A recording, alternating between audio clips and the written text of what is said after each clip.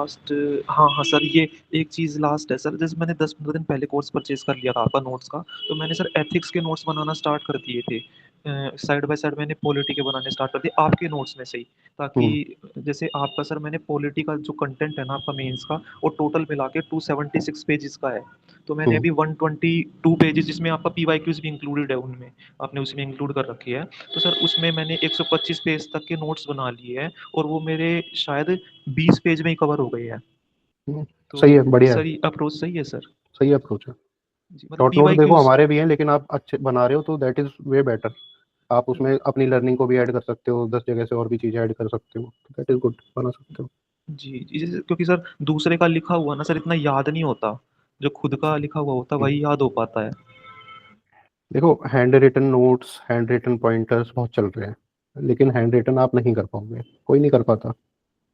जी, या तो printed notes हो, तो आदमी को एक आदत होती है बचपन से कि भाई प्रिंटेड आदमी पढ़ रहा है, ठीक है। हैंड रिटन नोट्स किसी और की राइटिंग पढ़ने की ज्यादा आदत होती नहीं है हमें, एज हाँ, ए ह्यूमन बीइंग हम नहीं कर पाते, और उसने क्या मिस कर रखा है हमेशा से दिमाग में ये रहती है।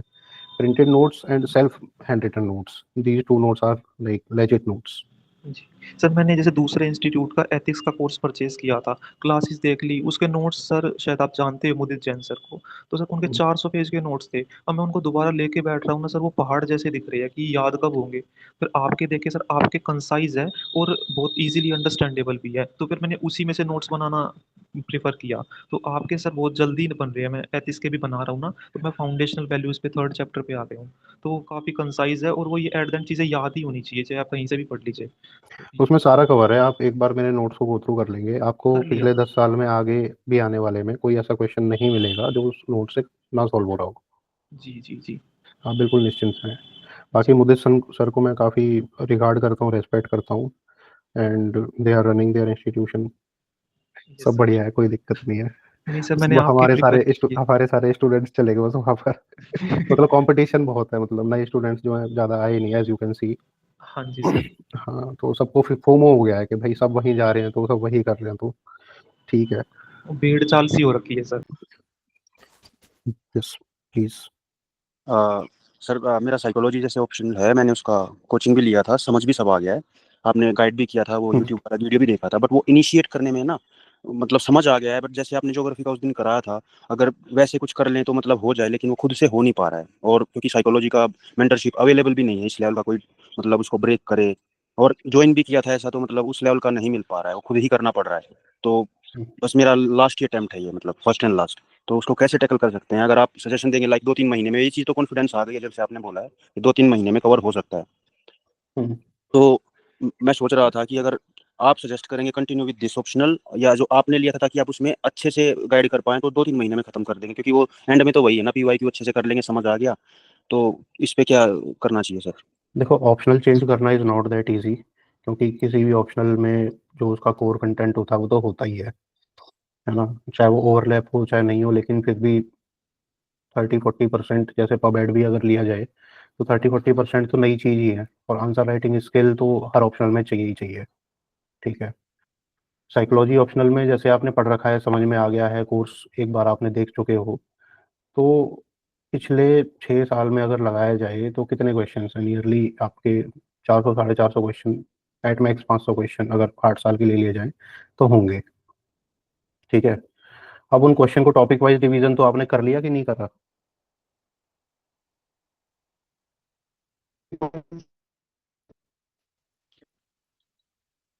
आपकी थोड़ी रुक रही है आवाज़।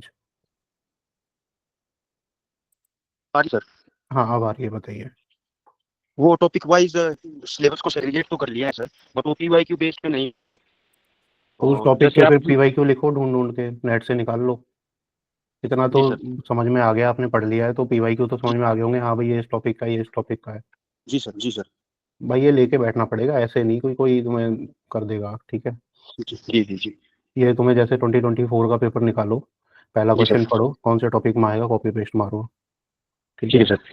हाथ से भी कर सकते हो, जैसे हर टॉपिक का अलग अलग पेज बना दिया मतलब कॉपी में, बट आई वुड सजेस्ट कि आप किसी सिस्टम में करो, मतलब या तो लैपटॉप में करो या फिर अपने टैब में करो, कॉपी पेस्ट करो, उस टॉपिक में डाला, एक एक क्वेश्चन करके करो ये काम, ठीक ठीक है है। सर। ठीक। ठीक हाँ, है सर। एक एक क्वेश्चन पे इतनी मेहनत होती है, और तभी अगर उस तरह का क्वेश्चन आया तभी जाके वो थीम आइडेंटिफिकेशन होती है। ठीक है, यहाँ तो मैं जीएस में तो सारी क्लासेस होंगी तो फिर बहुत ईजी हो जाएगा, लेकिन ऑप्शनल में आपको सेल्फ से करना पड़ेगा ये काम। Okay sir. एंड हाँ सर, जो हमने जैसे क्लास ली थी ज्योग्राफी की, वो समझ तो सब अच्छे से आ रहा है। अब उसका जैसे पीवाईक्यू है, वो पीवाईक्यू वगैरह और जो आपने जो क्वेश्चन आंसर वो सब अभी साथ साथ ही वो होगा, मतलब अपडेट उस पे कहाँ से डाउनलोड कर सकते हैं? जैसे आपने बोला था कि पीवाईक्यू सोल्व कर लो उसके, कहाँ से करें इसको? कौन से यूनिवर्सल प्री के मेंस के? प्री के सर, प्री के जैसे प्री के मैंने यूनिवर्सल। डाले हुए हैं उसमें एप्लीकेशन में, आपका पूरा अपडेट किया था। अच्छा अच्छा। आप उसी ओके। फोल्डर में जाए, मैं दिखा देता हूँ एक बार कहाँ है। जी सर प्लीज। जैसे ये है, इसमें आप गए तो ये 2025 2026 कोर्स, ठीक है, प्रीलिम्स मॉड्यूल्स ज्योग्राफी, तो इसमें अलग अलग मैंने सेग्रीगेट कर रखा है। क्लासेस जो हमारी हुई थी वो ये यहाँ पर आ जाएगी। नोट, ठीक है, ओरिजिन ऑफ यूनिवर्स का यहाँ पर आ जाएगा। ठीक है, पी वाई क्यूज़ मैंने सारे उसके ही डाल रखे हैं, मतलब समझ रहे हो, सारे पी वाई क्यूज़ ही डाल दिए। तो ये जियोमॉर्फोलॉजी जो है ये हमारा बेसिकली फिजिकल ज्योग्राफी होता है। इसको भी छोटे छोटे पार्ट्स में जो और भी क्वेश्चंस हैं, जैसे माउंटेन्स, ग्लेशियर हो गए, रॉक सॉइल, ये भी जियोग्राफी मतलब जियोमॉर्फोलॉजी का ही बेसिकली पार्ट है। इस तरीके से आप कर सकते हैं। आप पहले चैप्टर का करेंगे, यूनिवर्स वगैरह के ज़्यादा क्वेश्चन नहीं आए जैसे मैंने पहले ही बताया था, but it is important to understand it. ठीक है, तो फिजिक ये जियोमॉर्फोलॉजी पे जाके करेंगे। ठीक है, अब इसमें क्या होगा कि कई सारी चीज़ें हमारी क्लास में कवर नहीं होंगी, कई सारी चीज़ें होंगी, डजेंट मैटर, आप बस देख के, जैसे लैटिट्यूड लॉन्गिट्यूड वाला क्वेश्चन है वो हम करेंगे अभी, है ना, नेक्स्ट क्लास में।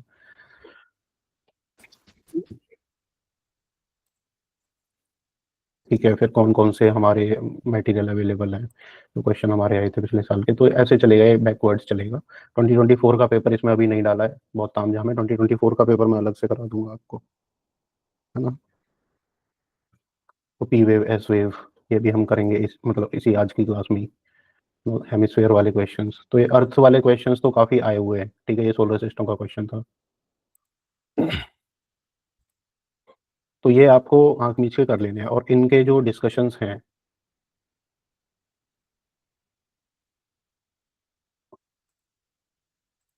वो भी मैं आजकल में अपलोड करूँगा।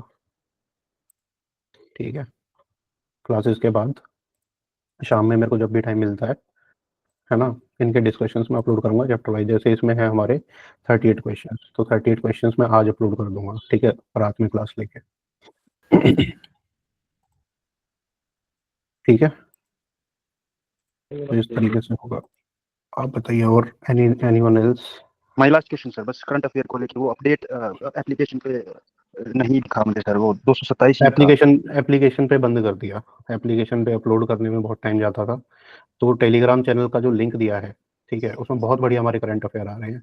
मैं आपको दिखाता हूँ किस तरीके से वो है वो वो तो मैं चेक कर रहा हूँ सर, क्वेश्चन जो बोल रहे थे डेली के 10 क्वेश्चन। वो वेबसाइट पे अपलोड हो रहे हैं, वो वेबसाइट पे अपलोड हो रहे हैं, मैं दिखाता हूँ कैसे। तो एप्लीकेशन पे ना जाके आप इस तरीके से करिए, दिखाता हूँ।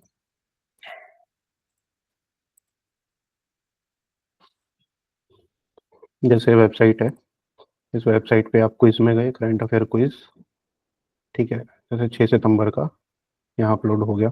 सैटरडे मतलब संडे था, तो बाकी का अपलोड हो जाएगा। उसमें एक दो दिन अपलोड ना हो तो उसकी चिंता नहीं है, क्योंकि जितने भी दिन की न्यूज़ होती है वो हम बाद में कवर अप कर लेते हैं। तो यहाँ पे इस तरीके से आप वेबसाइट पे जाके सीधा सीधा डे वाइज दे रखा है, तो वो क्विज आप कर दीजिए। ठीक है, जैसे यहाँ पर मैंने मार्क कर लिया, लेट से ये कर लिया। ये मोबाइल में भी आप एक्सेस कर सकते हैं इजीली।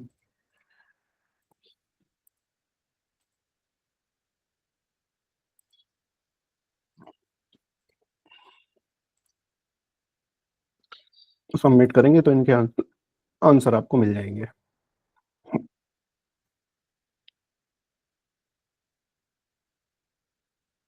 ठीक है, फिर इसमें जैसे ये टॉपिक है, मान लो सिल्वर हॉल मार्किंग वाला टॉपिक है, या कॉम्प्रिहेंसिव स्ट्रेटेजिक पार्टनरशिप है, ये हमारी इंडिया सिंगापुर के बीच में है, तो उससे क्वेश्चन आ गया, तो आपको ये जैसे माइंड में क्वेश्चन आया कि कॉम्प्रिहेंसिव स्ट्रेटेजिक पार्टनरशिप हमारी किस किस कंट्रीज के साथ है ना।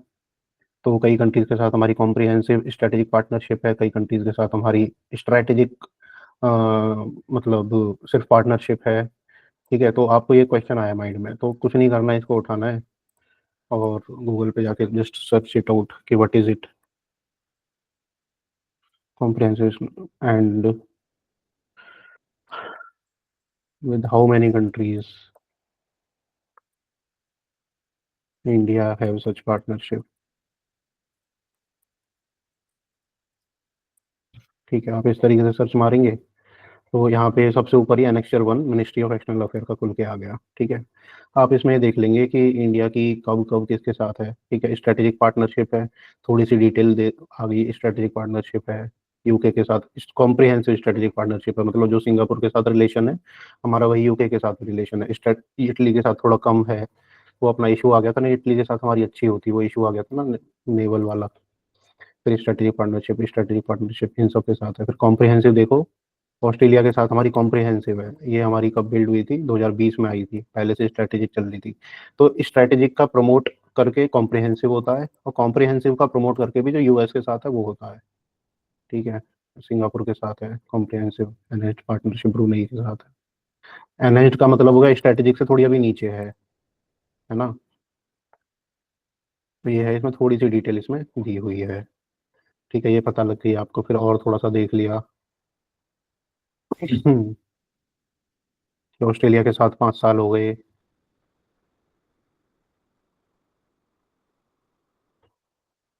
आपको देखना यूएस के साथ किस तरह की पार्टनरशिप है या रशिया के साथ किस तरह की पार्टनरशिप है। तो यूएस एंड उसमें दिया नहीं था, यूएस एंड रशिया पिछले तो 4 सालों तक लगेगा sir. Strategic and comprehensive strategic relationship है हमारी, है ना। मतलब है यार इसमें, अगर नहीं है तो चलो इसमें देख लिया। ठीक है, India USA relationship name,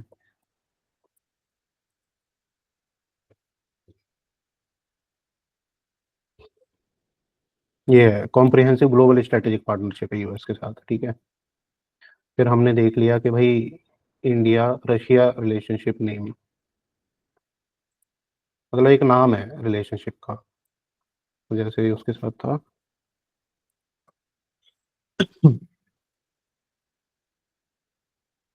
privilege, special and privileged strategic partnership है। कॉम्प्रिहेंसिव से थोड़ी बड़ी है ये दोनों।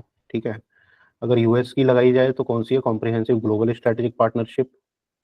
ठीक है, उसमें कॉम्प्रिहेंसिव के साथ ग्लोबल जुड़ गया कि हम वर्ल्ड व्यू जो है हमारा सेम है, similar kind of world view है। रशिया के साथ क्या है, स्पेशल एंड प्रिविलेज्ड, मतलब स्पेशल प्रिविलेज कर रखा हमने रशिया को।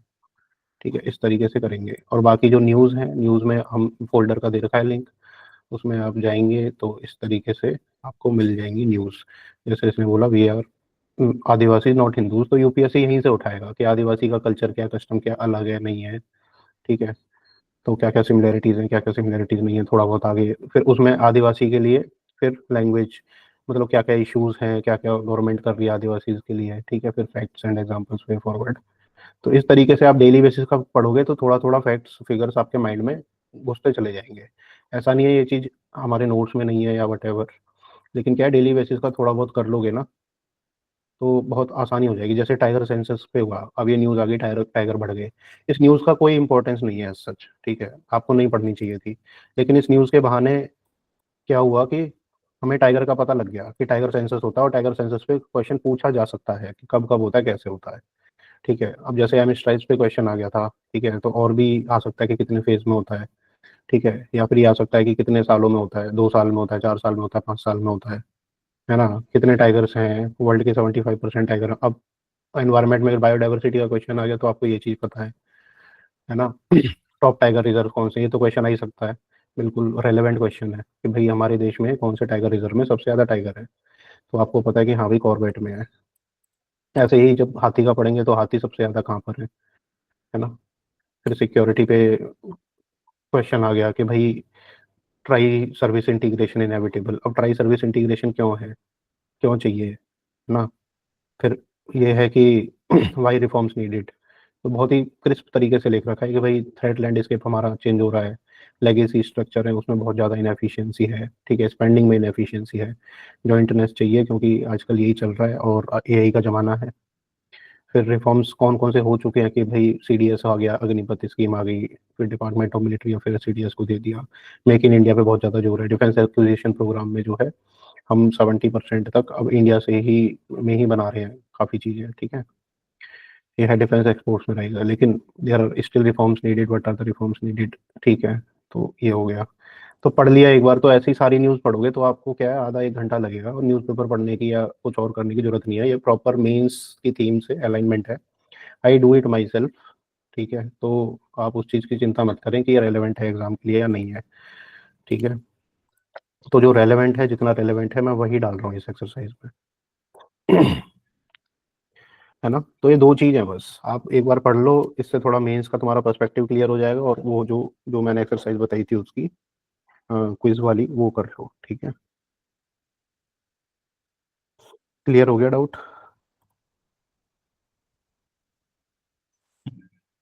ऐसे और भी चैनल्स हैं, मैंने देखे थे, but no one does it in this manner. Random है, ठीक है।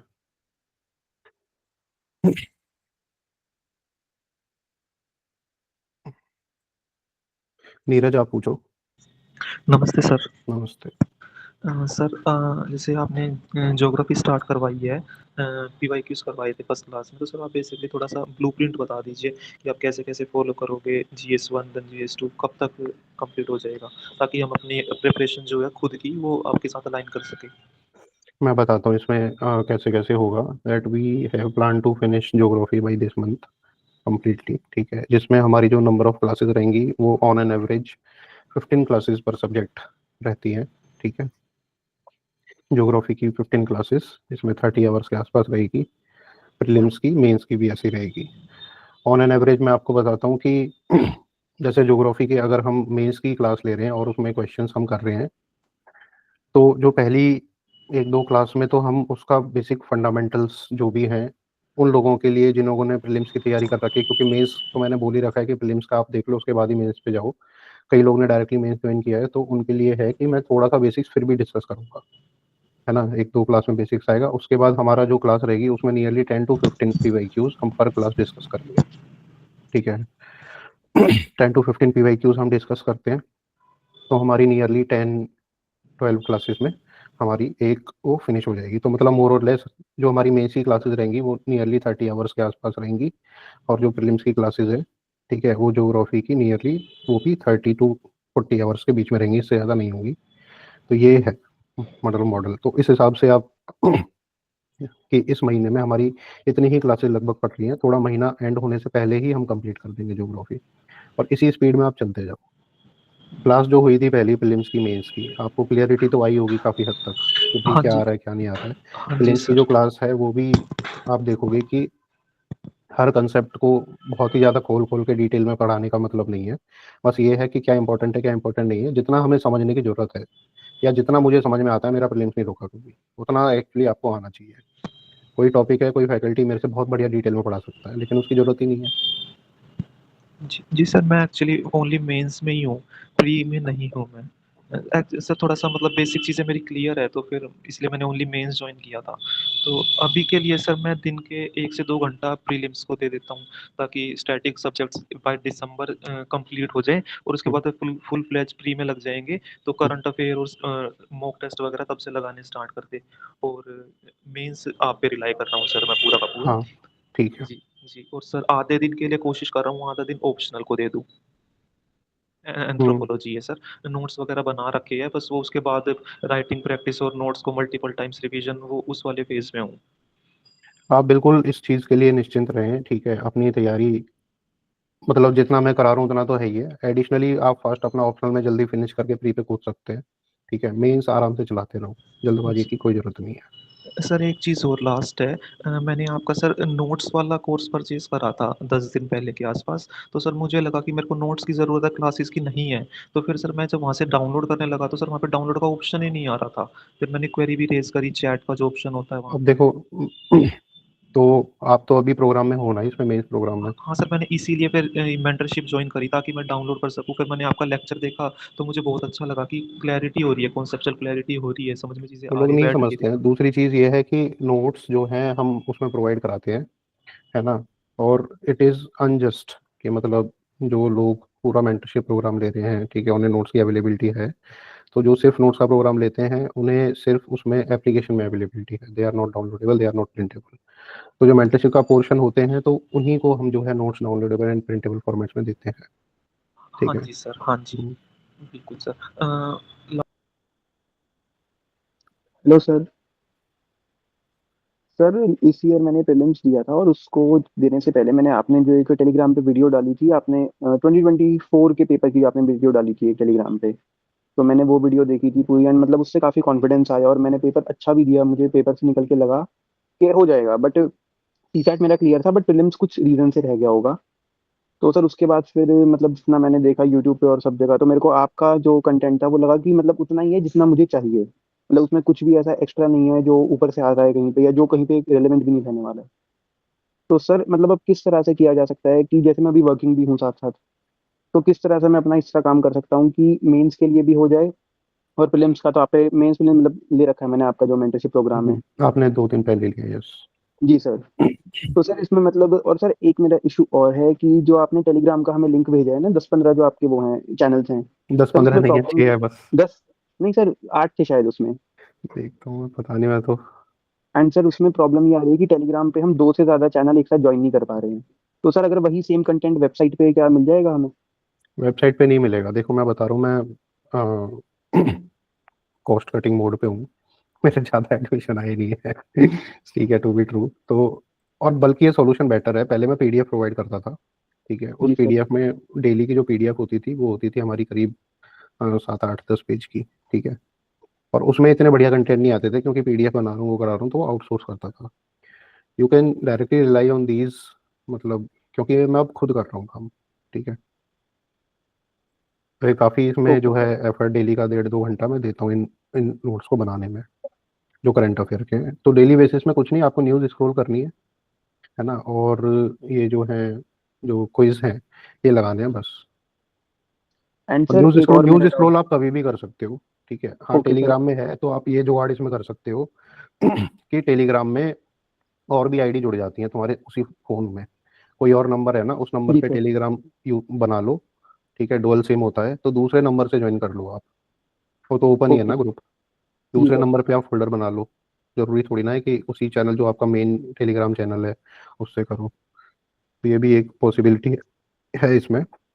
तीसरा इसमें ये है कि अगर दूसरे नंबर से भी दूसरी चीज़ है तो आप टेलीग्राम वेब इंस्टॉल कर खोल सकते हैं, टेलीग्राम वेब खोल सकते हैं, उसमें एक बार खोल लिया टेलीग्राम वेब में तो वो खुला रहता है फिर बहुत दिनों तक। Okay sir. हम्म।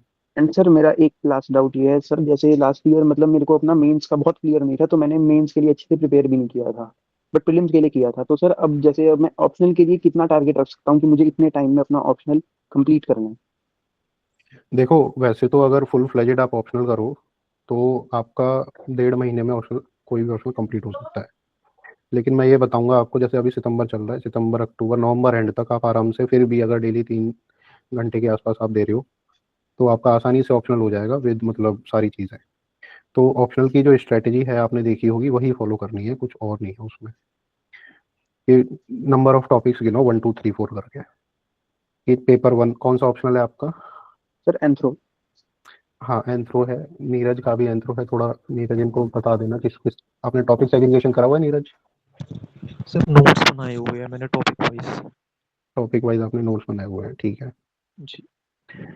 तो वैसे तो उसमें टेलीग्राम पे हर जगह टॉपर्स वगैरह के सब मिल जाते हैं कैसे किया है, लेकिन फिर भी मैं आपको बता रहा हूँ फॉर योर अंडरस्टैंडिंग कि आपको ये सेल्फ एक्सरसाइज करनी पड़ेगी। और ये एक्सरसाइज जो 1 2 हफ्ते की होती है, अगर आप डेली का 2 3 घंटा दे रहे हो, ये एक जी हफ्ते की सर। एक्सरसाइज कोई आदमी नहीं करता, चाहे वो 10 जगह से कोचिंग ले ले, लेकिन ये करे बिना आपको समझ में नहीं आएगा वो एक्सरसाइज वही है कि भाई कितने टॉपिक है लगाओ, उन टॉपिक में क्वेश्चन फिट करो।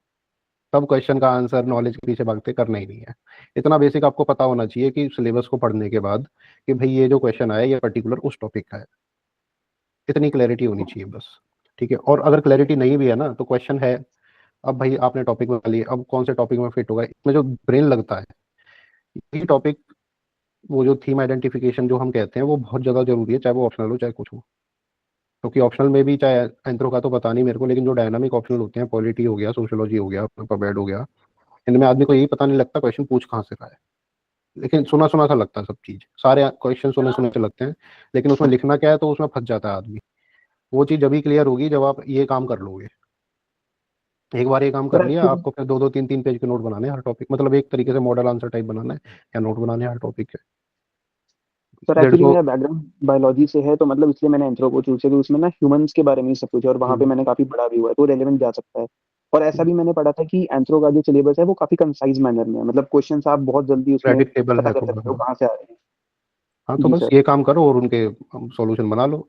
अब आपको जो है 3 पन्ने के एक टॉपिक के नोट बनाने के लिए कितना टाइम लगेगा, मुझे नहीं लगता कि जैसे इंस्टीट्यूट्स वगैरह में तो 2-2 3-3 दिन एक एक टॉपिक चल सकता है, लेकिन मुझे नहीं लगता अगर आप सेल से करोगे उसमें बस ये लिखोगे कि क्या टॉपिक है, क्या PYQ में 3 तरह के क्वेश्चन पूछे जा रहे हैं कि उसके रीजन पूछे जा रहे हैं, उसका इम्पैक्ट पूछा जा रहा है या आज की डेट में रेलेवेंस पूछा जा रहा है, तो ये 3 डायमेंशन पे क्वेश्चन अभी तक पूछे गए हैं PYQ में, तो इन 3 डायमेंशन को मैं कवर कर लूंगा, फिर मैं देखूंगा कि बुक में कोई और डायमेंशन भी दी गई है क्या, नहीं दी गई छोड़ो। 3 डायमेंशन में आपने 6-6 पॉइंट निकाले, एक आधा एक डायग्राम बनाया, 2-4 फैक्ट लिखे, छुट्टी, अगले टॉपिक पे कूदो। Okay sir. बस, और इतने में आप देखोगे कि वॉइला 2 क्लिक कर जाएगा, मतलब कि यार पेपर तो वहीं से आ रहा है सारा, ये फालतू की इधर उधर चीज करने की जरूरत ही नहीं थी। सर बस मेंटरशिप लेने से पहले आपने जो वीडियो डाली थी कि GS1 में GS1 में कितना आपका हिट रेट रहा है और GS2 में भी, तो उसके हम्म, बाद ही मेरे को कॉन्फिडेंस आया कि ठीक है, मैं यहाँ पे मतलब ROI बहुत अच्छा मिल सकता है, तो मैं इसलिए यहाँ पे एनरोल हुआ हूँ। Thank you sir. ठीक है, ओके।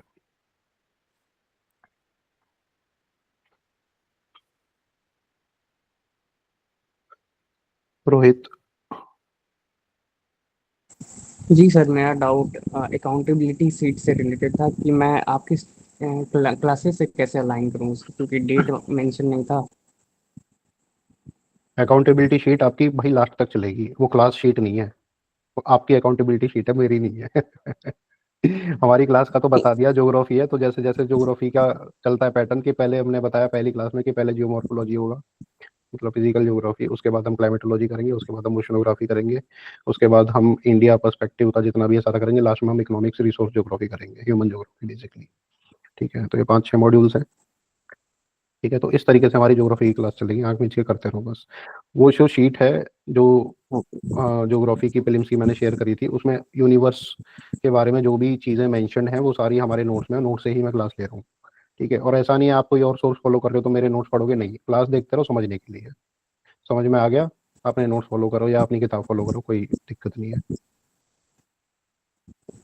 ठीक है, और दूसरा मतलब डाउट वो था मेरा है कि मेरा रिवीजन के ऑप्शन लिए से अगर रिलेटेड। आपने पहले कर रखा है तो रिवीजन कर लो, अगर आपने पहले नहीं कर रखा है तो समझ में आ जाएगा, सिंपल लैंग्वेज में समझाने की कोशिश करता हूँ मैं।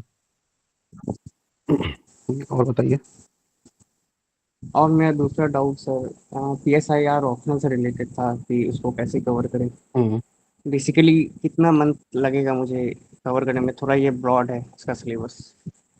Depend on person to person, देखो ब्रॉड सिलेबस किसी का नहीं है, मैंने लास्ट इंट्रोडक्टरी सेशन में या किसमें डेमो दिया था कि भाई मैं रैंडम क्वेश्चन उठाया, मैंने PSIR नहीं पढ़ा कभी, रैंडम क्वेश्चन उठाया, उसमें एक बच्ची को डाउट आ रहा था तो मैंने उसमें बोला कि भाई ये क्वेश्चन है, इसका ऐसे आंसर अपन कर सकते हैं। ठीक है, तो उसने बोला बिल्कुल बिल्कुल ऐसे ही करना होता है। तो सिलेबस डायनामिक किसी भी चीज़ में आपको बेसिक थीम पता होनी चाहिए, बेसिक पॉइंटर पता होना। अब थीम का मतलब क्या है, थीम का मतलब है कि भाई India US relationship is one theme of IR, let's say. ठीक है, अब क्वेश्चन आया तुम्हारा प्रोटेक्शनिज्म ट्रेड वॉर पे, तो इंडिया US रिलेशनशिप वाली थीम से ही क्वेश्चन आता है, तो US की ट्रेड वॉर का इंडिया पे क्या इम्पैक्ट पड़ेगा। ठीक है, ये कोई इकोनॉमी का क्वेश्चन नहीं है, ये इंडिया US थीम का क्वेश्चन है। या फिर एक थीम ओके है सर। कि मतलब जो हमारे वर्ल्ड ऑर्गेनाइजेशन है उनका इम्पैक्ट घट रहा है।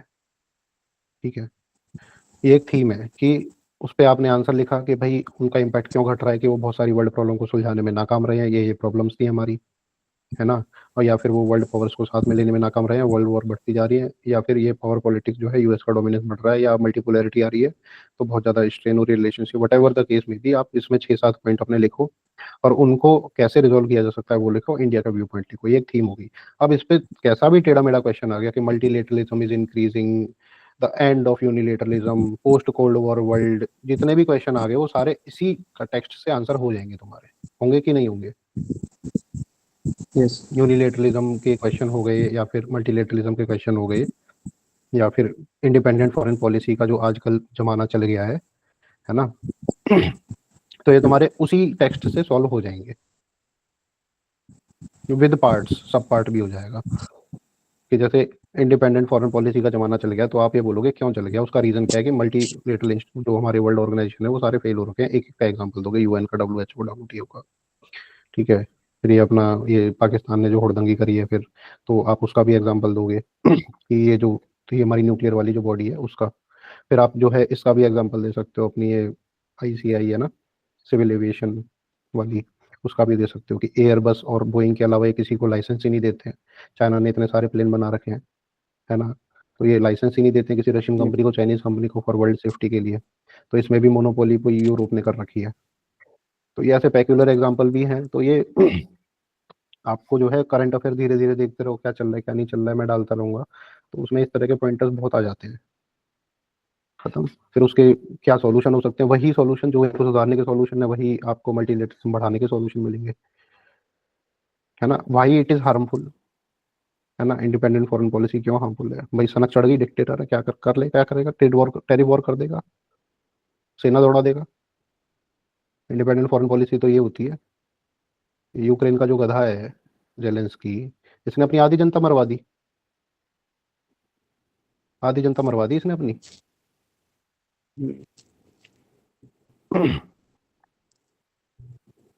डीडॉलराइजेशन व्यू क्या होना चाहिए, रुपये जीतना चाहिए उसमें क्या व्यू है। तो इंडिपेंडेंट फॉरेन पॉलिसी का ये होगा कि अपनी जनता भी मरवाओगे, और खुद तो मजे ले रहा है, वो हीरो बना हुआ है अपने उसमें डोमेन में कि मैं हीरो हूँ, मैं पता नहीं वो हूँ, फिदल कास्त्रे और पता नहीं क्या हूँ मैं। चलो, तो ये समझ में आ गया। तो ऐसे आपको, और ये बहुत मुश्किल नहीं है, ये चीज़ बहुत मुश्किल नहीं है, डायनामिक है। इसका मतलब ये नहीं कि आपको कोई भी नया टॉपिक आया उस पर प्रॉपर रिसर्च करनी है कि इस पे क्वेश्चन आ गया तो मैं कैसे लिखूंगा। आपको कोई नया टॉपिक आ गया, बस ये सोचना है कि ये टॉपिक का एग्जाम्पल मैं कौन सी थीम वाले क्वेश्चन के लिए दे सकता हूँ। इस तरह का माइंडसेट लगाओगे तो चलते चलते भी तैयारी हो जाती है। ऐसा नहीं है कि आप तैयारी करोगे, नोट्स होंगे जब भी तैयारी होगी, वो आप मेंटली तौर पे भी अपने आप को ट्रेन कर सकते हो। लेकिन हाँ, वो बेसिक थीम क्वेश्चंस लगे हुए PYQs और उनके प्रोबेबल सॉल्यूशन आपको एक माइंड में मैप, मतलब मैप टाइप या फिर थिंकिंग होनी चाहिए, ब्रेनस्टॉर्मिंग होनी चाहिए एटलीस्ट, ये जरूरी है। Okay sir. अब जो आदमी प्रीलिम्स निकाला है, ठीक है, मान लो 4-5 महीने पढ़ा, प्रीलिम्स निकाल लिया, कई ऐसे भी है, मैं उन्हीं में से था, ठीक है, फिर भी मैंने काफ़ी टाइम दिया था, ऐसा नहीं अचानक से निकल गया था, मतलब 1-2 साल से मैं इधर उधर का, मतलब ओपन था माइंड से। लेकिन इसमें जब तैयारी करने बैठा तो हाँ भैया 5 महीने, फिर मैं उसमें लग गया ऑप्शनल वगैरह में, फिर हाँ 5 महीने में प्रीलिम्स निकालना है, 5 महीने में निकालना है तो सब्जेक्ट डिवाइड करें, 20-20 दिन की एक सब्जेक्ट पढ़ रही है, 20 दिन में खत्म करनी है तो करनी है। उसमें मेरे को PYQ भी करने हैं, उसमें मेरे को जो है लक्ष्मीकांत भी निपटा है। अब 20 दिन में मुझे सब्जेक्ट कवर करनी है तो मैं कौन सी कोचिंग ज्वाइन करूंगा, कोई कोचिंग है ऐसी, नहीं है, तो खुद ही करना पड़ा। वो तो आपकी नीड के ऊपर है। अब आपको जो है 2 महीने में कंप्लीट करना है ऑप्शनल तो करना है, कोचिंग करा रही है 6 महीने में, उसके बाद 6 महीने उसकी टेस्ट सीरीज चलेगी। तो भाई आप अपने हिसाब से प्लान बनाओगे कि भाई 2 महीने में करना है, डेली का मैं 2 घंटा 3 घंटा 4 घंटा दे सकता हूँ, तो वो कितने बेस्ट तरीके से हो सकता है वो बताने के लिए मैं बैठा हूँ। और होता है ऐसे, लोग करते हैं, नंबर भी लेके आते हैं। और पेपर में जाके जो एग्जामिनर है वो ये नहीं देखता कि आप 6 साल से ऑप्शनल पढ़ रहे हो या आपने 1 महीने पढ़ा है। एग्जामिनर ये देखता है कि आपका जो आंसर है वो रेलेवेंट टू द कंटेक्स्ट है या नहीं है, या आपने जो पॉइंटर्स हैं जो देने चाहिए वो दिए हैं कि नहीं दिए हैं, बस ये दिखता है वो। और कई बार क्या होता है, जो 6 साल से पढ़ रहा है, जो 4 साल से पढ़ रहा है ऑप्शनल को, उसने जो है 30 टेस्ट सीरीज टेस्ट लगा रखे हैं ऑप्शनल के, ठीक है, कई बार क्या होता है उसका माइंड इतना कॉम्प्लेक्स हो जाता है, इतना कॉम्प्लेक्स माइंड हो जाता है उस बंदे का। और ये मैंने भी फील किया खुद के साथ, क्योंकि 2018 में मेरा भी माइंड कॉम्प्लेक्स हो गया था, हालांकि मैंने ऑप्शनल में पिछले साल से तकरीबन 3 से 4 गुना मेहनत करी होगी लेकिन मेरे नंबर 60-65 नंबर कम हो गए। और ये बहुत लोगों के साथ मैंने देखा है।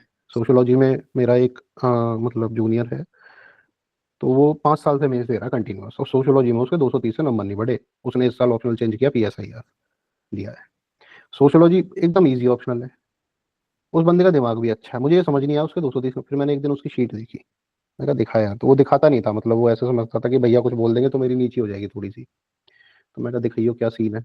तो फिर मैंने उसके सोशियोलॉजी के देखे, तो मेरे को वही लगा सेम चीज कि भाई ये बहुत ज्यादा रट्टा कर लिया इसमें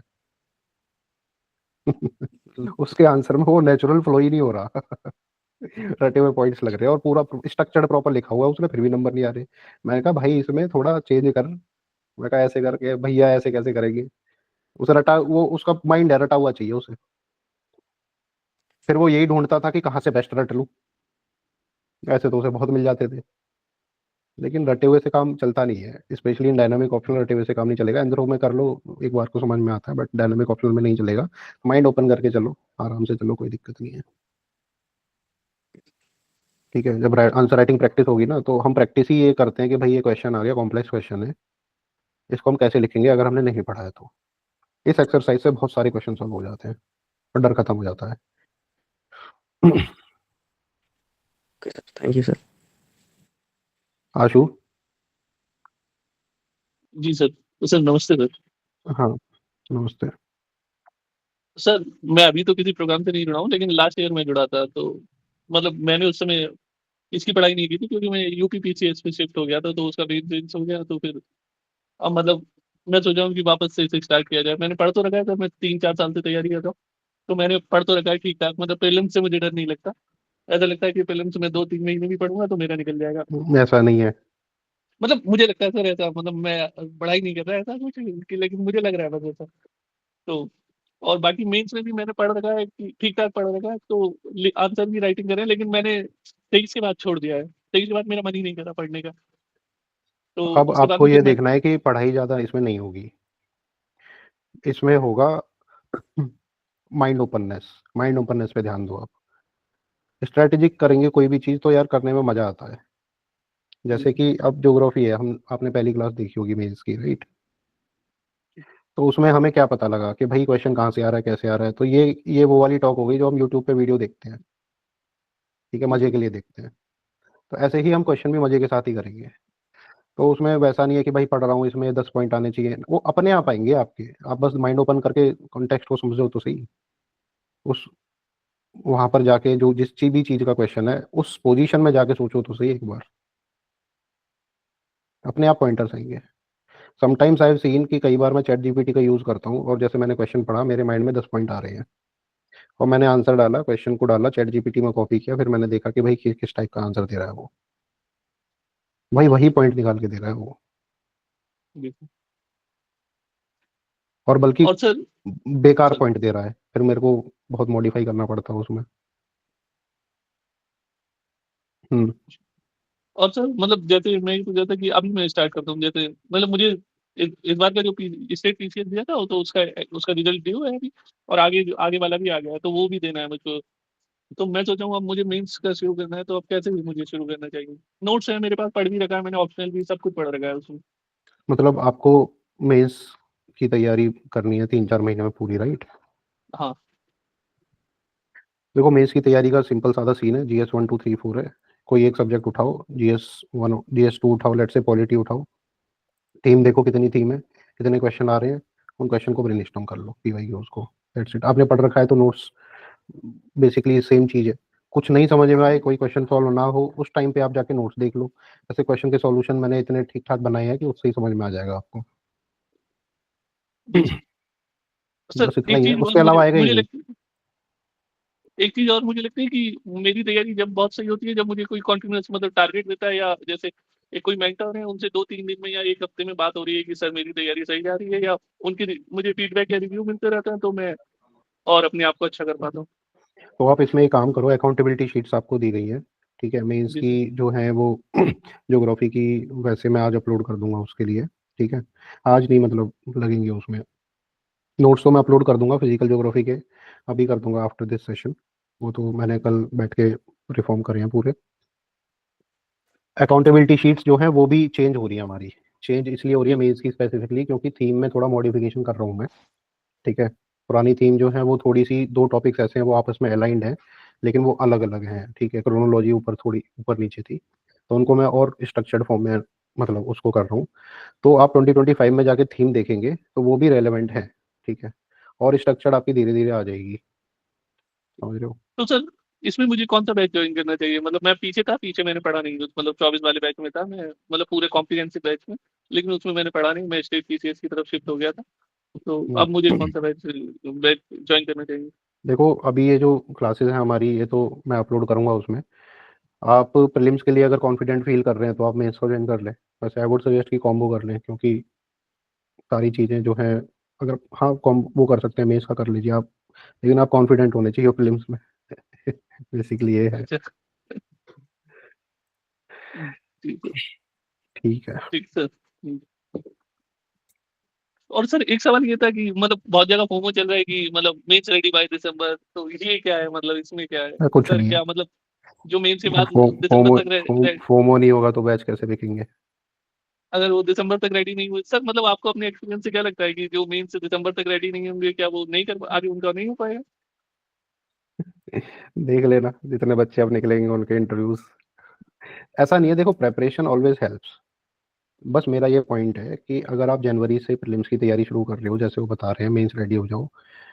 मेंस रेडी होना कोई बुरी बात नहीं है, उससे लर्निंग ही करता है आदमी, वो सब ठीक है, लेकिन number of questions which are required to be done for prelims are way too high. 7 से 8 हज़ार हर टॉपर सजेस्ट करता है कि उसने करे थे, करने चाहिए, जी सर। Including 30 PYQ। अब मुझे ये बता दो, जितने लोग मेंस रेडी हो जाएंगे दिसंबर एंड तक, वो कितने लोग 7 हज़ार क्वेश्चन को करके एक दो बार रिवाइज कर लेंगे? फिर रिस्क फैक्टर हो जाता है, कई लोगों का निकल भी जाएगा, मैं ये नहीं मानूंगा, ठीक है, कई लोगों का नहीं भी निकलेगा। लास्ट में मैंने क्वेश्चन करने ही एक तरीके से छोड़ दिए थे, फिर भी इजीली प्रीलिम्स निकल जाता था। ठीक है, वो एक माइंड का होता है, एक्सपीरियंस होता है, लेकिन हर बच्चे को एक्सपीरियंस नहीं है ना, उसे तो वो जो फेज है उस फेज से गुजरना ही होगा।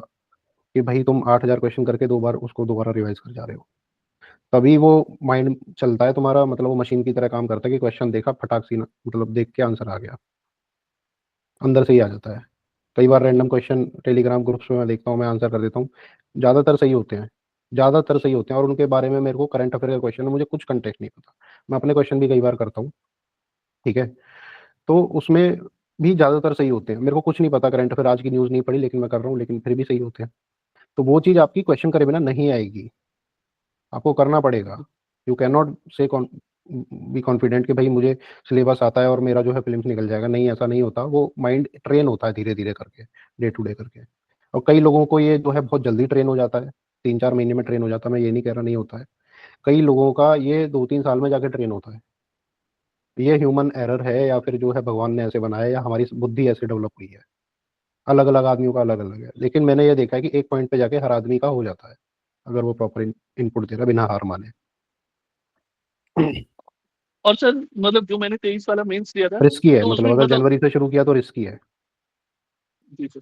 और सर मैंने वो 23 वाला मेंस जो दिया था, तो उसमें मतलब मेरी अप्रोच क्या थी कि मुझे लगता था कि सब पढ़ के जाना है, पूरी जैसे बुक है पूरी लक्ष्मीकांत है तो सब आना चाहिए, आपको कुछ भी आ जाएगा। तो इस वजह से मेरा मतलब उसमें सब बिगड़ गया, ऐसा गलत हो गया। तो यही मिसकंसेप्शन था, ये मिसकंसेप्शन मैंने तोड़ा था जब मैंने वीडियो लेके आया था वो जनवरी वाली, कि भाई आपको जो है प्री मेंस के बीच में स्पेक्ट्रम नहीं पढ़नी, आपको प्री मेंस के बीच में लक्ष्मीकांत नहीं पढ़नी। ठीक है, ये बीच में टॉक्स पिछले 2 साल से शुरू भी हो गई थी, यार लक्ष्मीकांत से क्वेश्चन नहीं आ रहे, इससे शुरू क्वेश्चन नहीं आ रहे, स्पेक्ट्रम से क्वेश्चन नहीं आ रहे, तो क्यों पढ़ें?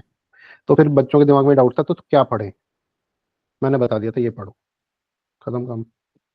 अब क्या है, आपको कुछ नहीं करना, बस जो क्लासेस हैं क्लासेस अटेंड करते रहो, और पीवाईक्यू के सॉल्यूशन देखते रहो, इसके अलावा कुछ नहीं करना। अरे, नोट्स सर भी मतलब आपको मेंस के जब पढ़ने हैं जब आपको कंसेप्चुअल क्लैरिटी नहीं है, मेंस के नोट्स भी जब पढ़ने हैं। कंसेप्चुअल क्लैरिटी है तो you can directly jump to PYQs and you can directly jump to the practice questions, खत्म काम। तो सर उसमें मतलब क्लास जैसे क्लास कोई सब्जेक्ट मैंने पूरा कर लिया, मतलब मुझे ठीक ठाक समझ में आने लगा, मतलब ठीक ठाक लेवल का, तो फिर उसमें भी क्लास देखना फिर वो जरूरी है? भाई ये क्लास नहीं लेता ना मैं, क्लास वैसी क्लास नहीं भाई जैसी क्लास अच्छा होती अच्छा, है।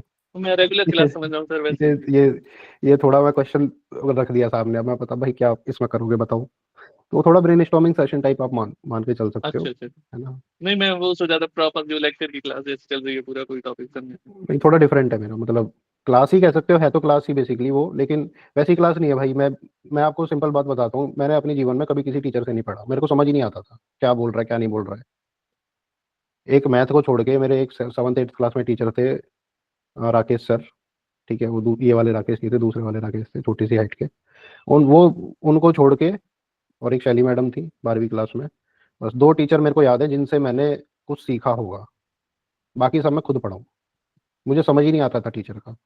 और ये यूपीएससी में भी सेम हाल हुआ। तो मुझे पता है कि भाई स्टूडेंट को क्या समझ में आएगा क्या नहीं समझ में आएगा। तो जो नॉर्मल टीचर फॉलो करते हैं, जिनको मैं हेट करता था या जिनको मैं लाइक नहीं करता था या जिनका स्टाइल मुझे पसंद नहीं था, उनको मैं रिपीट कैसे कर सकता हूँ? हालांकि यूपीएससी इंडस्ट्री में बहुत अच्छे अच्छे टीचर हैं, ठीक है, लेकिन मेरा स्टाइल है कि बच्चे को समझ में आना चाहिए, या उसे अगर वो सेल्फ स्टडी कर रहा है तो उसे ये पता होना चाहिए सेल्फ स्टडी कैसे करनी चाहिए। तो बेसिकली वो क्लास नहीं है, क्लास के साथ आप सेल्फ स्टडी कर रहे हो मेरे साथ बैठ के, आप ठीक ये सर। मान के चलो। और ऐसा ही कराता हूँ कि क्लास लिया लोगों ने तो वो बता पाएंगे, तो उन्हें यही लगता है कि हाँ वो खुद नोट्स पढ़ रहे हैं और बस उनको ईजी हो रहा है नोट्स पढ़ना क्लास को अटेंड करके, that's it. Abhishek. Hello, good morning sir. Sir मेरा थोड़ा सा एक क्वेश्चन सर पवेट से था कि सर जैसे मैंने 2025 का भी पेपर देख रहा था, तो सर उसमें अब ऐसा कर रखा है कि जैसे कोई चैप्टर है, तो सर उसमें जितने भी जैसे मान लीजिए 5 टॉपिक हैं, तो सर क्वेश्चन अब ऐसे डायनेमिक पूछ रहा है कि सर वो पांचों टॉपिक इसमें वो हो सकते हैं, कवर हो सकते हैं क्वेश्चन आंसर में। तो सर जब जैसे सर आपकी क्या अप्रोच रहती थी, जैसे सर जब आप लिखते थे कोई भी आंसर, तो आप क्या क्या उसमें देखते थे कि ये होना चाहिए उस आंसर में? एक क्वेश्चन, एक बताओ कौन किस टाइप का क्वेश्चन है? सर एक second। तो जैसे ये था ना कि sir development of administrative law in welfare state has made administrative tribunals as necessity hmm, examine. तो सर ये कितना आसान क्वेश्चन है? यस इसमें तो पॉइंट बहुत आ सकता है एडमिशन। हाँ सर। सिंपल है, और यही जीएस जीएस में जो लिखते हो वही लिख देना, बस खत्म। कि सर भाई बहुत ही आसान है ये तो क्वेश्चन, कि ट्राइब्यूनल की क्या जरूरत है सर आज की डेट में? बहुत सारी जरूरतें हैं, और ट्राइब्यूनल के क्या फायदे हैं, उसके बाद क्या क्या कंसर्न्स हो सकते हैं, वे फॉरवर्ड लिख देना। एग्जामिन का मतलब यही होता है, यस ट्राइब्यूनल्स में क्या क्या रिफॉर्म चाहिए, जैसे आज के ट्राइब्यूनल्स में क्या क्या चैलेंजेस। फायदे तो सबको पता है कि भाई जुडिशरी का बर्डन रिमूव करता है, ठीक है, और वो चैलेंजेस क्या है? एक तो एडमिनिस्ट्रेटर को जूरर बना देता है, यस सर। ये चैलेंज हो गया। फिर दूसरा चैलेंज क्या होगा एडमिनिस्ट्रेटिव लॉ का? बहुत ज़्यादा टू टेक्निकल है, पब्लिक की नज़रों से बाहर है, कॉस्टली है। कहते हैं कि वो कॉस्ट कम करेगा, बट एक्चुअली वो कॉस्टली है, क्योंकि स्पेशलाइज लॉयर ज़्यादा फीस लेते हैं, सर ठीक है। और क्या हो सकता है? आप सोचो, वहाँ पे जाके देख रहे हो, आप किसी ट्राइब्यूनल में गए हो और क्या उसमें हो सकता है? सर कॉम्प्लेक्सिटी ऑफ ट्राइब्यूनल ज़्यादा बढ़ गई है, यस सर। ठीक है। और ये कहते थे स्पीडी जस्टिस है, एनसीएलटी तो भाई 10-10 साल में जजमेंट दे रहा है, तो स्पीडी जस्टिस भी नहीं है, सर इसमें भी पेंडिंग होते जा रहे हैं केसेस। इसमें भी पेंडिंग होते जा रहे हैं। पेंडेंसी ऑफ केसेस, जो जुडिशरी के प्रॉब्लम्स है वही इसके प्रॉब्लम्स हैं, यस मोर और लेस, राइट। ठीक है, तो ये सर। है गवर्नमेंट इंटरफेरेंस ले लो, अपॉइंटमेंट्स ले लो, कि गवर्नमेंट इंटरफेरेंस इन अपॉइंटमेंट्स, है सर ना। ऐसे सर जैसे कोई ऐसा भी क्वेश्चन है जिसमें सर हमें थिंकर इंक्लूड करना है, तो सर उसमें कैसे थिंकर को मतलब आंसर में लिखना है? अलग से मतलब हेडिंग बना के लिख सकते हैं या उसमें ही? एडमिनिस्ट्रेटिव लॉ में कौन कौन से थिंकर हैं? एडमिनिस्ट्रेटिव लॉ में एक तो एविडाइसी है, ये फ्रेंच यस का सर। डिट्रॉइट एडमिनिस्ट्रेटिव वाला है, ठीक है, क्या नाम था उसका, चार्ल्स वगैरह, यस ठीक सर। है। तो बस यही यही लिखोगे इसमें, एविडाइसी ने बोला था कि ऐसा होता है, लेकिन फ्रेंच ड्रॉइट एडमिनिस्ट्रेटिव में ऐसा होता है। तो यस बस वो कंटेक्स्ट तुम्हारा ऑप्शनल वाला सेट हो गया, उसके बाद जीएस का आंसर लिखो। Yes sir. अलग से एकदम मतलब मेंशन करके थिंकर लिख दिए एक जगह पे, फिर उसके बाद तो अपना जीएस वाला आंसर भी चल जाएगा। समझ में आना भाई, क्वेश्चन वो कॉम्प्लेक्स क्यों पूछ रहा है? क्वेश्चन कॉम्प्लेक्स इसलिए पूछ रहा है कि तुम इसे आसान कर पाओगे नहीं कर पाओगे आम आदमी के लिए। यस यस तुमने हाँ क्वेश्चन पकड़ा, उसमें थोड़ा वो डाल दिया अपना ऑप्शनल वाला, 2-3 जो वो है, उसके बाद सर। आपको आंसर वही लिखना है कि भाई एडमिनिस्ट्रेटिव लॉ है वो क्या है, एविडाइसी ने बता दिया, ठीक है। फिर वो कहाँ फॉलो होता है, फ्रेंच एडमिनिस्ट्रेटिव में बता दिया आपने, यस सर। ठीक है। उसके बाद आपको ये लिखेगा कि आज की डेट में फायदे क्या हैं, why it was needed at that point of time. तो उसके आपने 5 पॉइंट लिख दिए, what are the challenges we are facing now, उसमें आपने 5 पॉइंट लिख दिए, how do we resolve those challenges, वो आपने 5 पॉइंट लिख दिए, खत्म, आंसर हो गया। एग्जामिन का मतलब यही है, चैलेंजेस बता दो उसके, और यस उसके सॉल्यूशन क्या हो सकते हैं वो बता दो। अब इसमें क्वालिटी ऑफ आंसर में ये इम्पैक्ट आ सकता है कि भाई उसके सॉल्यूशन आपके कितने बढ़िया है, यस सर। वो आज की डेट में इंडिया जो फेस कर रहा है चैलेंजेस उसी के सॉल्यूशन है कि नहीं है, या आपने जो है जबरदस्ती के ठोक दिए उसमें। सर जैसे मैं भी सर जैसे इसके नोट्स बना रहा था ना कोई भी टॉपिक के, तो मैं भी हम्म, सर मतलब जैसे आपने बोला था, मैं थोड़ा सा एक सर जैसे छोटा सा इंट्रो प्रिपेयर कर लिया उस टॉपिक का, फिर हम्म, उसके साथ जैसे सब मीनिंग और स्कोप अपने समझने के लिए, फिर उसके बेनिफिट्स और ये मतलब सर जैसे क्रिटिसिज्म ड्रॉबैक उसकी हम्म, और थिंकर कौन कौन से हैं सर, मतलब ये सब मैं इंक्लूड कर रहा हूँ उसमें। सर हम्म। मेरे मतलब सर एग्जाम्पल्स मतलब सर कुछ कुछ क्वेश्चन में रिपीट हो जा रहे हैं, तो सर वो मतलब कितने वो हैं कि यहाँ फिर हम नए एग्जाम्पल ही चाहिए हर आंसर के लिए? देखो एग्जाम्पल जब आप गैदर करोगे ना, मतलब यस जब आप इसके नोट्स वगैरह बनाओगे, तो एग्जाम्पल बहुत कलेक्ट हो जाते हैं, और रिपीट भी हो जाए तो भी कोई बात नहीं। मैं तो करता था रिपीट, नंबर तो फिर भी आए मेरे। सर। सर सही उसमें है। कंटेक्स्ट में से होना चाहिए। अब अकाउंटेबिलिटी ट्रांसपेरेंसी है जो अपना पॉइंट है, ये पॉइंट तुम्हारा कम से कम 20 बार आएगा, यस सर। तो यही पॉबेड का ये था कि यार हर आंसर में तुम्हें एक ही चीज लिखनी है, social audit, accountability, transparency, responsibility. इसके अलावा लिख Yes, लिखे क्या? yes, लिख sir. दो एक पॉइंट इन एडिशन, ये भी लिख दो, हर क्वेश्चन में लिख दो, क्या दिक्कत है? लेकिन यह है कि उस क्वेश्चन से, जैसे एडमिनिस्ट्रेटिव लॉ का आपने क्वेश्चन पूछा वो ट्राइब्यूनल वाला, Yes, sir. लेकिन उसके कुछ स्पेसिफिक पॉइंट्स भी तो हैं, Yes, sir. जैसे हमने बताया। फिर उसमें आप ये कह दो कि जुडिशियल अकाउंटेबिलिटी उसमें नहीं है, सच में नहीं है। आप थोड़ा सा चेंज करके लिख दो, judicial accountability is lacking, non transparency in working of the tribunals. Yes, sir. ठीक है, तो इस तरीके से लिख दो। किसी और टॉपिक में लिखना है वैसे लिख दो। अब कोई सोशल ऑडिट का सोशल अकाउंटेबिलिटी इज मिसिंग, जरूरी थोड़ी ना है कि अकाउंटेबिलिटी ट्रांसपेरेंसी लिख दो। और ट्रांसपेरेंसी को और भी तरीके से लिख सकते हो इसमें Yes. कि proactive information disclosure is not there. Yes, sir. क्या है बेसिकली? ट्रांसपेरेंसी तो है। Yes, sir. ऐसे समझ धीरे गया. धीरे धीरे आ जाएगा खेलना। Yes, sir. Thank you, sir. Sir ये पूछना था पॉबेड का ही. ठीक है, ठीक है फिर, है ना, हो गया हमारा टाइम। मैं क्लास के लिए सर प्रिपेयर करता हूँ। सर मेरा डाउट, तुमने हैंड राइज नहीं किया, तुम्हारा डाउट कर लेंगे। सर किया तो था कब से। चलो बताओ, जल्दी बताओ। सर वो जो सोशियोलॉजी में जो आप आंसर का बोल रहे थे ना, वो जो फिफ्थ अटेम्प्टर जो था, तो वो रटा हुआ लिख रहा था बोल रहे थे, और आप जो है कि मतलब ओपन माइंडेड रखो, उसको थोड़ा ब्रॉड इलेबरेट करके बताइए ना। देखो उसमें जैसे मैंने इनको बोला कि एडमिनिस्ट्रेटिव लॉ वाले क्वेश्चन में, इसमें कि ट्राइब्यूनल वाले क्वेश्चन में, कि आप वहाँ ट्राइब्यूनल के सामने खड़े होते तो कैसे सोचते, मैं वैसे ही तो सोच रहा था। मैंने थोड़ी ना, मैं भाई 4 साल पहले पढ़ी है पॉबेड, वो जब भी नहीं पढ़ी थी यस सर। ढंग से। तो इसका मतलब यही है, अब सोशल पर्सपेक्टिव में मैरिज का क्वेश्चन आ रहा है, कास्ट का क्वेश्चन आ रहा है, तो being that at that stage आप सोचो ना, आपकी शादी हो रही है भाई, आपको क्या दिक्कत आ रही है, उसमें क्या फायदे हैं, क्या नुकसान है, आप वो लिखो आंसर में, उसे रट के थोड़ी ना लिखोगे। ये होता है डायनामिज्म। Yes sir. कि you are writing answer in a way that anybody will read it, not only examiner. अगर कोई आम आदमी भी उस आंसर को पढ़ रहा है तो उसे समझ में आए, उसे अच्छा लगे। टॉपर कॉपीज मार्केट में अवेलेबल हैं, आप शुभम कुमार की टॉपर कॉपी देखो, अपने उमेश प्रधान की टॉपर कॉपी देखो, कोई एक नॉर्मल आदमी भी पढ़ेगा, कोई अंकल जी भी पढ़ेंगे, उन्हें भी अच्छा लगेगा, हाँ भाई समझ में आएगा कि क्या लिखा उसने, क्यों लिखा उसने, हाँ ये पॉइंट रेलेवेंट है। मतलब जो सोसाइटल टॉक्स में हम लोग जो नॉर्मल बातें करते हैं जेनरिक, वो भी आना चाहिए, वो वही आना चाहिए बेसिकली, लेकिन उसको in the language of UPSC आपको लिखना है, कि बड़ी प्रोफेशनल टाइप की लैंग्वेज पे लिखना है। अच्छा, पॉइंट वही है। सर। और मैं आपको बता रहा हूँ कि कोई किताब पढ़ लो दुनिया जहान की, पॉइंट किताब में भी वही लिखा है, in a more compact manner. Hello. Yes sir, मैं ये बोल रहा था सर कि थिंकर कितने कोट करना चाहिए, लगभग बम्बार्डमेंट तो करना नहीं है, आपको बोलने तो समझ आ रहा है, मतलब एक दो आप कोट कर दें, और कोई आपने पॉइंट लिखा उसमें आपको ये याद आ रहा है कि ये थिंकर से रेलेवेंट है, तो ब्रैकेट में लिख दो। मतलब और सर क्रिटिसिज्म में तो पूरा उन्हीं लोग के नाम क्रिटिसिज्म रहता है, तो उसमें पूरा क्रिटिसिज्म में जब आप डालो ना, तो आप ये लिखना कि जैसे this particular thing has been criticised as, जैसे पोस्ट मॉडर्निज्म का क्रिटिसिज्म है, क्रिटिसाइज्ड बाई, तो आप जितने भी थिंकर्स हैं जिन्होंने क्रिटिसिज्म किया है, उनके नाम एक साथ लिख देना उसमें, हेडिंग में, सब हेडिंग में, ठीक है। तो पॉइंट्स आप जनरल लिख देना, ऐसा नहीं है ये पॉइंट लिखा फिर उस थिंकर का नाम, उसमें क्या है बहुत ज्यादा टाइम जाता है, बहुत माइंड जाता है, तो आप सब हेडिंग में डाल देना कि this is criticised by these thinkers as, फिर सारे पॉइंट्स आप जनरल अपने दिमाग से लिख सकते हो। अच्छा, अगर मतलब टेकल नहीं हो पा रहा तब की बात है। हाँ, नहीं यही करना है, हर क्वेश्चन में करना है, नहीं तो यार आप थिंकर 10 सोचोगे, फिर 10 थिंकर ने किस तरीके से करा, इसको रटते रटते तो पागल हो जाओगे, कभी नहीं निकलना एग्जाम।